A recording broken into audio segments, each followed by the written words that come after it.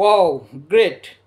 সেনাবাহিনী দেশের পক্ষে আবারও রুখে দাঁড়িয়েছে দেশদ্রোহীদের বিরুদ্ধে। 5ই আগস্ট যেভাবে ছাত্র জনতার পাশে দাঁড়িয়েছিল, সেভাবে আবারও সেনাবাহিনী বাংলাদেশের স্বাধীনতা সার্বভৌমত্বের পক্ষে দাঁড়িয়েছে। চট্টগ্রাম বন্দরকে বিদেশিদের হাতে তুলে দিতে যায় এ সরকার। আর এদিকে কথিত মানবিক করিডোরের নামে বাংলাদেশকে গৃহযুদ্ধের দ্বার প্রান্তে নিয়ে গিয়েছিল। সেখান থেকে বাংলাদেশ সেনাবাহিনী বাংলাদেশের জনগণকে রক্ষা করেছে, বাংলাদেশের স্বাধীনতা সার্বভৌমত্বকে রক্ষা করেছে। আমেরিকার নাগরিক কথিত জাতীয় নিরাপত্তা উপদেষ্টা খলিল, সে কিছুদিন আগে জোর করে বলল অবশ্যই আমরা করিডোর দিব, এখানে কে কিছু বলে যায় আসে না। আর কালকেই 180 ডিগ্রি ঘুরে বলল করিডোর বিষয়ে কোনো আলোচনা হয়নি, আগেও কথা হয়নি, এখনও হবে না। সে ওপেন সাংবাদিকদের সাথে কথা বলেছে, তাহলে এখন সরাসরি মিথ্যা কথা বলতেছে, ফুটেজ সহ সব আছে।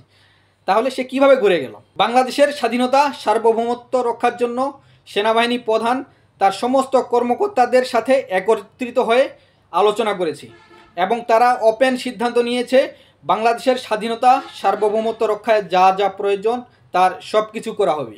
সেই মিটিংয়ে তিনি সেনা কর্মকর্তাদের নানান প্রশ্নের উত্তরও দেন। তিনি সেখানে বলেন, আমাদেরকে কোনো কিছু জানানো হয়নি, করিডোর নিয়ে কী হচ্ছে সরকার আমাদেরকে কোনো কিছু জানায়নি, পার্বত্য অঞ্চলে কী হচ্ছে সেটাও তাকে জানানো হয়নি, তার বাহিনীকে জানানো হয়নি, তারা কোনো কিছুই জানে না, সরকার তাদের সাথে কোনো ডিসকাস করে না। সেনাবাহিনীকে, বাংলাদেশের নিরাপত্তা বাহিনীদেরকে, গোয়েন্দা সংস্থাগুলো না জানিয়ে সরকার কি সিদ্ধান্ত নিচ্ছে? আমেরিকার এজেন্ডা বাস্তবায়ন করতে চায় তারা, বাংলাদেশে আমেরিকাকে ঢুকাতে চায়।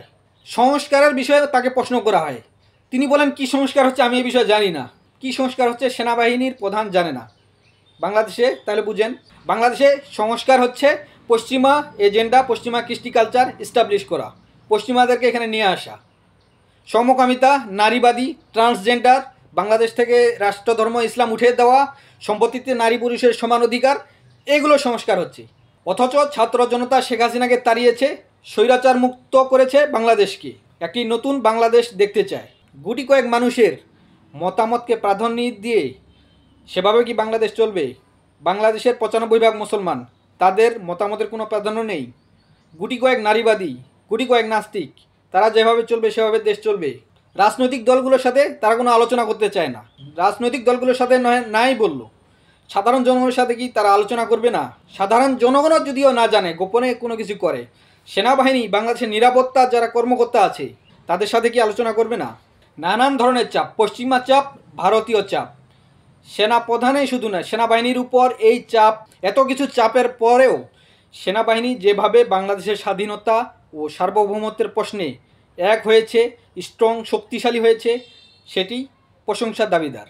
কিছু কিছু ব্যক্তি সেনাপ্রধানকে বারবার বিভিন্নভাবে দোষী সাব্যস্ত করে, অথচ 5ই মে সেনাপ্রধান, সেনাবাহিনী তারা যদি এই পদক্ষেপটা না নিতেন, গুরুত্বপূর্ণ পদক্ষেপটা, বাংলাদেশে এখন গৃহযুদ্ধের দ্বারপ্রান্তে না, এখন গৃহযুদ্ধ চলতো সিরিয়ার মতো।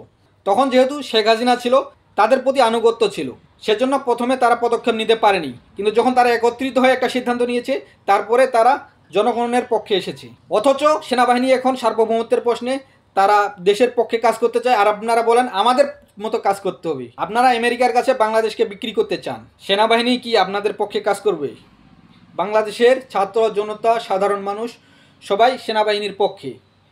প্রয়োজনে শেখ হাসিনাকে যেভাবে তাড়ানো হয়েছে, যারা দেশের বিরুদ্ধে চক্রান্ত করবে ঠিক সেভাবেই সেনাবাহিনী, ছাত্র জনতা সবাই আবারও একত্রিত হবে।